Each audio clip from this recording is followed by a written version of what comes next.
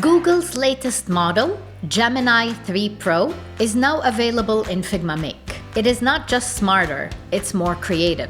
So how to turn it on? Let me show you. And also, what does it mean for designers like us? Before we dive in, it's critical for designers to understand why Gemini 3 Pro matters or why is it different. This is not just an enhancement or a version update for Gemini, but it's a very significant change to the system itself, where the LLM is becoming more of an agent. It assists you in your workflows and not just responds better to prompts. The model is capable of planning, it has organization skills, it's able to think and look ahead. And that's why it is known to generate better UIs that are more creative and less the generic type. Gemini 3 Pro is cited to be very good for rapid prototyping, page generation, layout generation, illustrations, more creative images with Nano Banana, as well as design system automation, where you can ask it to completely generate a token structure that you can use either in your code or in your design system.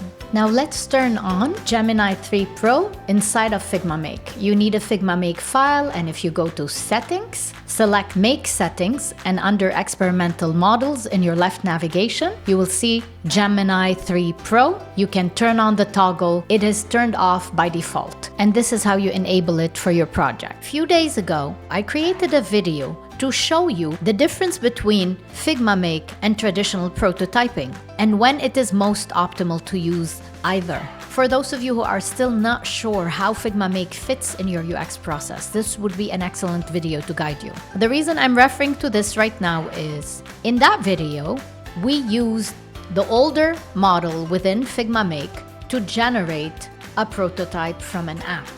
And the results were not at all good compared to the application that we were trying to create.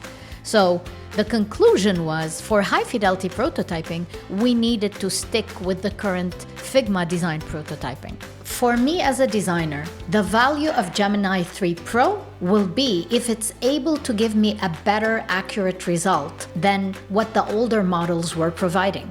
And that is why I am testing in comparison to the application that we just tested with in the previous video. Using the Gemini 3 model, I'm going to select the same 3 screens we've selected before, send them to Figma Make. I will also use the exact same prompt so that we're not changing the prompt and expecting a variation. So I'm giving the same input, the same hypothesis, and I want to compare the result with Gemini 3. After sending the prompt, it took a very long time, and I received an error. The system was not able to process those 3 screens. Figma states in their documentation that with experimental models, there's a lot of room for error, and many times the LLM is not able to produce the results. However, I tried again multiple times, and with the 3 screens as my input, I received the same result. In order to change that, I tried feeding the LLM one single screen from Figma, and I gave it some instruction to create the application, but once again, I received the same result. It was not able to process even a single screen. This could be due to some error on a particular day, but honestly, that was my experience, so I'm giving it to you exactly as it is. And I decided to take a screenshot because Gemini 3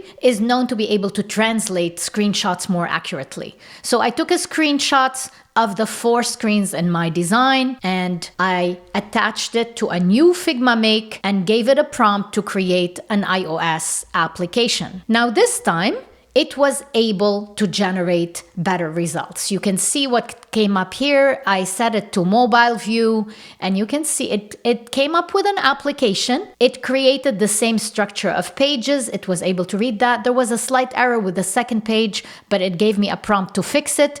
I did that, and you can see the result. It matched the exact navigation. It was able to create it. However, the design, it looks much better than the generic usual designs, still did not match exactly my Figma design. One very interesting thing that happened though is when I came back to my earlier prototype that I've created in the previous model, having set it to Gemini Pro has given it much better accuracy. Even though starting it from scratch, I was not able to load it, but going back to the previous prototype, changing the model made it much more accurate. It was able to copy the icons and be a bit more true to the design.